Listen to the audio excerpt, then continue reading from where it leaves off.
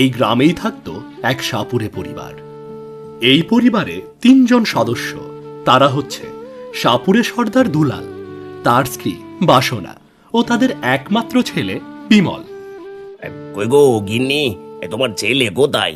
ছেলে কোথায় জানো না? সে তো এখনো ঘুমাচ্ছে। শোনো, আমি আর তোমার ছেলেকে বসে বসে খেতে দিতে পারবো না।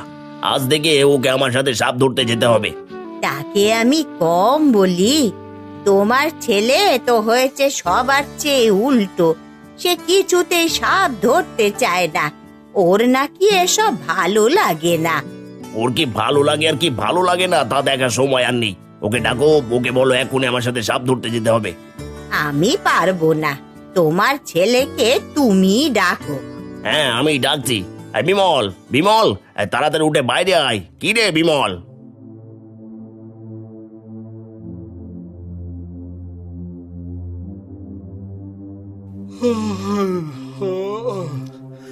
এত সকাল সকাল ডাকছো কেন? শান্তিতে কি একটু ঘুমোতেও দেবে না নাকি? দেখো বলে কি, শোনো, তোমার বাপ কোনো লাট সাহেব না, যে তোমাকে বসিয়ে বসিয়ে খাওয়াবে। তোমার বাবা একজন সাধারণ সাপুড়ে। আজ থেকে বাড়িতে খেতে হলে আমার সাথে তোমাকে সাপ ধরতে যেতে হবে। আমি ওসব পারবো না। ওসব মুক্ত প্রাণীকে ধরা, আবার সেগুলো মানুষের কাছে বিক্রি করা, না না না না না, এগুলো আমাকে দিয়ে হবে না, একদমই হবে না।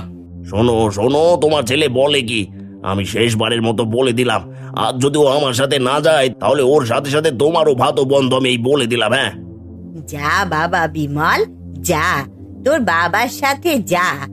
এসব আমাদের পেশা, এগুলো আমাদের তো করতেই হবে বাবা।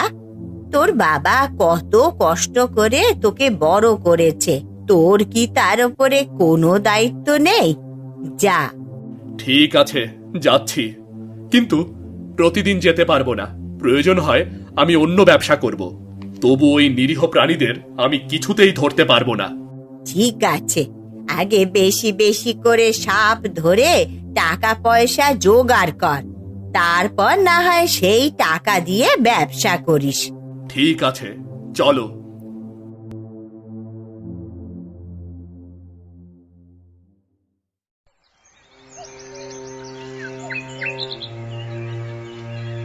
একই সর্দার, আজকে যে ছেলেকে নিয়ে এসেছেন তা ও কি সাপ ধরতে পারবে?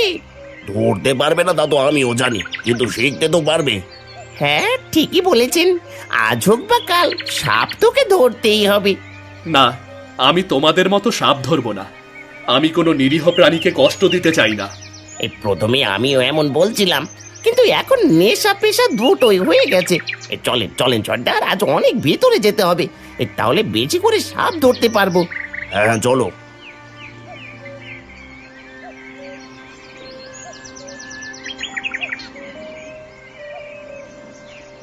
জঙ্গলের গভীরে গিয়ে সাপুড়ে দুলাল সহ বাকি সবাই বাঁশি বাজিয়ে সাপ ধরতে থাকে। এগুলো বিমল